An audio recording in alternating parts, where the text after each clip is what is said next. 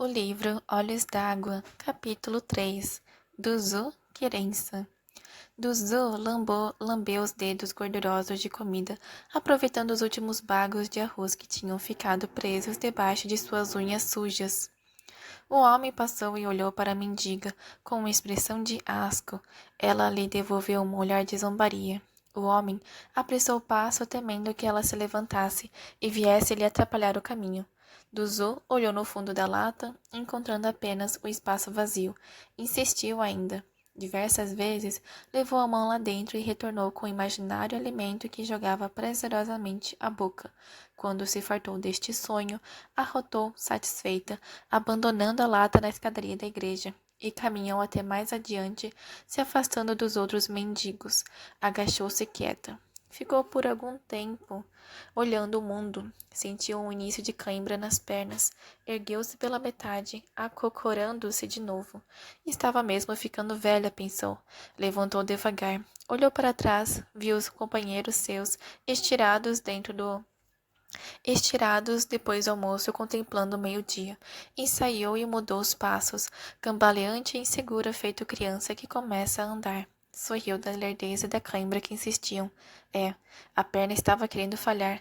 Ela é que não ia ficar ali sentada. Se as pernas não andam, é preciso ter asas para voar. Quando Duzu chegou pela primeira vez na cidade, ela era menina, bem pequena. Viera numa viagem de trem de dias e dias, atravessara terras e rios. As pontes pareciam frágeis. Ela ficava o tempo todo esperando o trem cair. A mãe já estava cansada. Queria descer no meio do caminho. O pai queria caminhar para o amanhã. O pai de Duzu tinha nos atos a marca da esperança. De pescador que era, sonhava um ofício novo. Era preciso aprender outros meios de trabalhar. Era preciso também dar outra vida para a filha.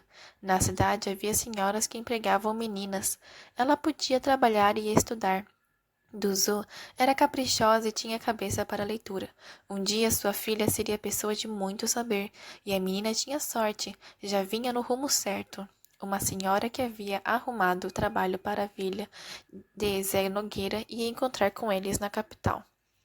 Duzu ficou com a casa de tal senhora durante muitos anos. Era uma casa grande de muitos quartos. Nos quartos moravam mulheres que Duzu achava bonitas. Gostava de ficar olhando para os olhos delas. Elas passavam muitas coisas no rosto e na boca. Ficavam mais bonitas ainda. Duzu trabalhava muito, ajudava na lavagem e passagem da roupa. Era ela também quem fazia a limpeza dos quartos. A senhora tinha explicado a Duzu que batesse nas portas sempre. Batesse forte e esperasse o pode entrar. Um dia Duzu esqueceu e foi entrando. A moça do quarto estava dormindo. Em cima dela dormia um homem. Duzu ficou confusa. Por que aquele homem dormia em cima da moça? Saiu devagar, mas antes ficou olhando um pouco os dois. Estava engraçado. Estava bonito. Estava bom de olhar. Então resolveu que nem sempre ia bater nas portas dos quartos.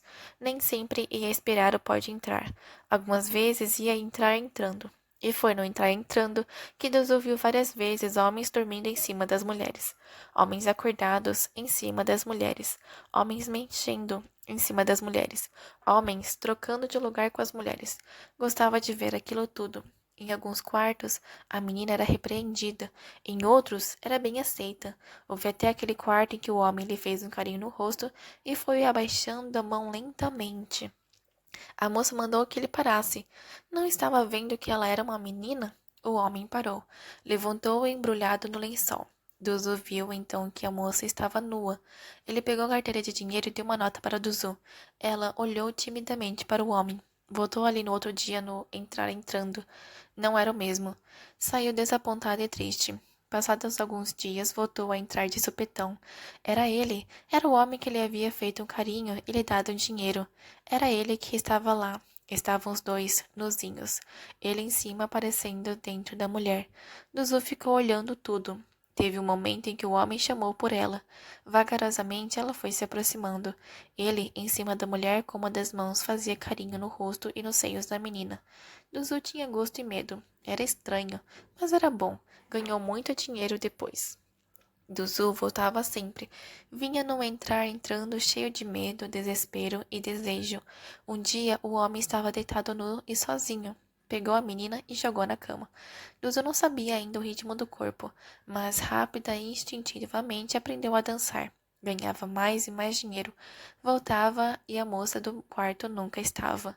Um dia quem abriu a porta de supetão foi Dona Esmeraldina. Estava brava.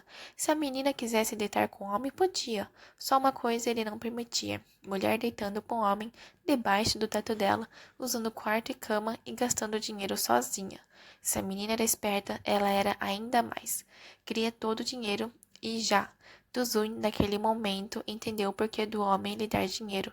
Entendeu o porquê de tantas mulheres e de tantos quartos ali. Entendeu o porquê de nunca mais ter conseguido ver a sua mãe e seu pai, e de nunca, Dona Esmeraldina, ter cumprido a promessa de deixá-la estudar. E entendeu também qual seria a sua vida. Ia ficar, ia entrar entrando sem saber por que quando e por que parar. Dona Esmeraldina arrumou um quarto para Duzu, que passou a receber homens também. Criou fregueses e fama. Duzu morou ali muitos anos e de lá partiu para outras zonas. Acostumou-se aos gritos das mulheres apanhando dos homens, ao sangue das mulheres assassinadas. Acostumou-se às pancadas dos cafetões, aos mandos e desbandos das cafetinas. Habituou-se à morte como uma forma de vida. Os filhos de Duzu foram muitos, 9. Estavam espalhados pelos morros, pelas zonas e pela cidade. Todos os filhos tiveram filhos, nunca menos de 2. Dentre os seus netos, 3 marcavam um assento maior em seu coração. 3 netos lhe abrandavam os dias. Angélico, que jurava porque não gostava de ser homem, queria ser guarda penitenciário para poder dar fuga ao pai. Tático, que não queria ser nada, e a menina Querença, que retomava sonhos e desejos de tantos outros que já tinham ido. Duzu entrou em desespero. No dia em que soube da morte de Tático, ele havia sido apanhado de surpresa por um grupo inimigo. Era tão novo, 13 anos, tinha ainda voz e jeito de menino. Quando ele vinha estar com ela, passava às vezes a noite ali, disfarçava, pedia a bênção. Ela sabia, porém, que ele possuía uma arma e que a cor vermelho sangue já se derramava em sua vida. Com a morte de Tático, Duzu ganhou nova dor para guardar no peito. Ficava ali amoada, diante da porta da igreja. Olhava os santos lá dentro, os homens cá fora, sem obter consolo algum. Era preciso descobrir uma forma de ludibriar a dor. Pensando nisto, resolveu voltar ao morro. Lá, onde durante anos e anos, depois que ela havia deixado a zona, fora morar com os filhos. Foi retornando ali que Duzu deu de brincar de faz de conta, e foi aprofundando nas raias do delírio que ela se agarrou para viver o tempo de seus últimos dias. Duzu olhou em volta, viu algumas roupas no varal, levantou com dificuldades e foi até lá. Com dificuldade maior ainda, ficou nas pontinhas dos pés, abrindo os braços. As roupas balançavam ao sabor do vento. Ela, ali no meio, se sentia como um pássaro que ia por cima de tudo e de todos. Sobrevoava o morro, o mar, a cidade. As pernas doíam, mas possuía asas para voar. Duzu voava no alto do morro. Voava quando perambulava pela cidade. Voava quando estava ali sentada à porta da igreja. Duzu estava feliz. Havia-se agarrado aos delírios, entorpecendo a dor, e foi-se misturando às roupas do varal que ela ganhara asas, e assim viajava, voava, distanciando-se o mais possível do real. Estava chegando uma época em que o sofrer era proibido, mesmo com tanta dignidade, ultrajada, mesmo que matassem os seus, mesmo com a fome cantando no estômago de todos, com o frio rachando a pele de muitos, com a doença comendo o corpo, com o desespero diante daquele viver-morrer, por maior que fosse a dor, era proibido sofrer. Ela gostava deste tempo. Alegrava-se tanto. Era o carnaval e já havia até imaginado a roupa para o desfile da escola. Ela viria na ala das baianas, estava fazendo uma fantasia linda, catava papéis brilhantes e costurava pacientemente em seu vestido esmolambado. Um companheiro mendigo havia lhe dito que sua roupa, assim tão enfeitada de papéis recortados em forma de estrelas, mais parecia roupa de fada do que de baiana. Duzu reagiu. Quem disse que a estrela era só para as fadas? Estrela era para ela, Duzu. Estrela era para o Tático, para Angélico. Estrela era para a menina Querença, moradia nova, bendito Aie, onde ancestrais e vitais sonhos haveriam de florescer e acontecer. Duzu continuava enfeitando a vida e o vestido. O dia do desfile chegou. Era preciso inaugurar a folia. Despertou cedo. Foi e voltou. Levantou o voo e aterrissou. E foi escorregando brandamente em seus famintos sonhos que Duzu visualizou seguros plantios e fartas colheitas. Estrelas próximas e distantes existiam e insistiam. Rostos dos presentes se aproximavam, faces dos ausentes retornavam. Vó Alafaia, vô Kilian, tia Bambene, seu pai, sua mãe, seus filhos e netos. Menina Querença adiantava-se mais e mais. Sua imagem crescia, crescia. Duzu deslizava em visões e sonhos por um misterioso e eterno caminho. Menina Querença, quando soube da passagem da avó Duzu, tinha acabado de chegar da escola. Subitamente se sentiu assistida e visitada por parentes que ela nem conhecera e de quem só ouvira contar as histórias. Buscou na memória os nomes de alguns: Alafaia, Kilian, Bambene. Escutou os assobios do primo tático, lá fora chamando por ela. Sorriu pesarosa. Havia uns 3 meses que ele também tinha ido. Querença desceu o morro recordando a história de sua família, do seu povo. A avó do Zu havia ensinado para ela a brincadeira das asas, do voo, e agora estava ali deitada nas escadarias da igreja.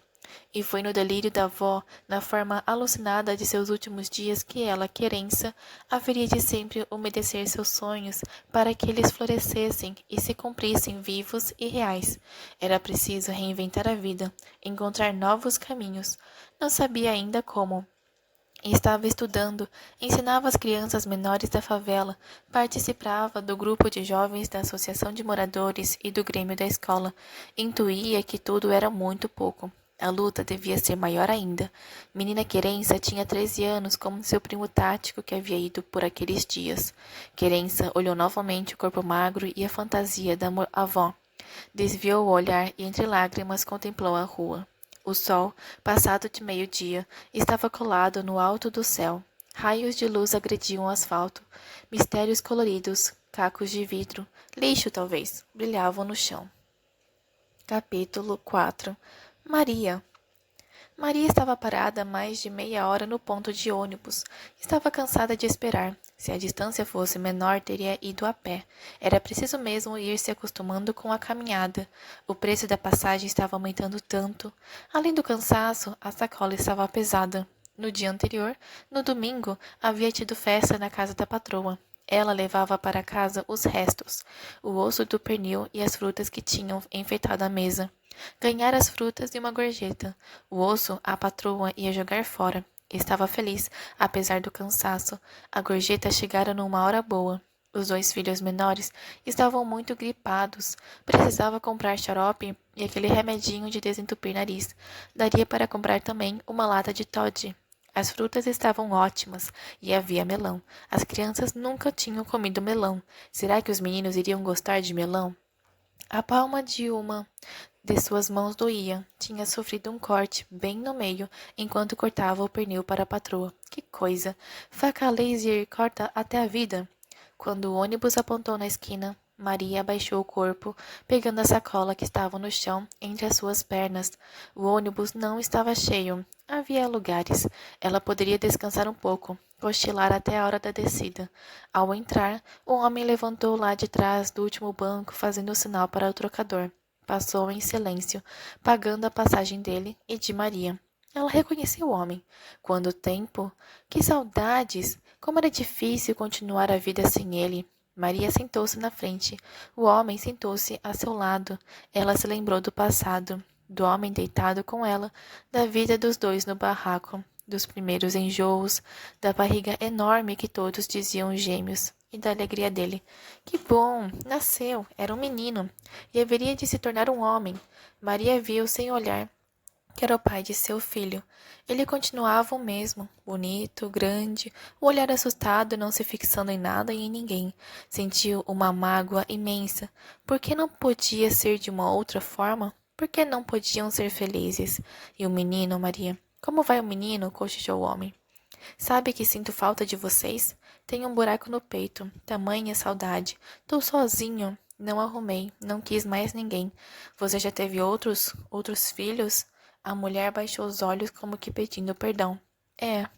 Ela teve mais 2 filhos, mas não tinha ninguém também. Ficava apenas de vez em quando com um ou outro homem. Era tão difícil ficar sozinha, e dessas deitadas repentinas, loucas, surgiram os 2 filhos menores. E veja só, homens também. Homens também? Eles haveriam de ter outra vida. Com eles tudo haveria de ser diferente. Maria, não te esqueci. Tá tudo aqui no buraco do peito. O homem falava, mas continuava estático, preso, fixo no banco. Cochichava com Maria as palavras, sem, entretanto, virar para o lado dela. Ela sabia o que o homem dizia. Ele estava dizendo de dor, de prazer, de alegria, de filho, de vida, de morte, de despedida. Do burraco saudade no peito dele. Desta vez, ele cochichou um pouquinho mais alto. Ela, ainda sem ouvir direito, adivinhou a fala dele. Um abraço, um beijo, um carinho no filho. E logo após, levantou rápido, sacando a arma. Outro lá atrás gritou que era um assalto. Maria estava com muito medo. Não dos assaltantes, não da morte, sim da vida. Tinha 3 filhos. O mais velho, com 11 anos, era filho daquele homem que estava ali na frente com uma arma na mão. O de lá de trás vinha recolhendo tudo. O motorista seguia a viagem. Havia o silêncio de todos no ônibus.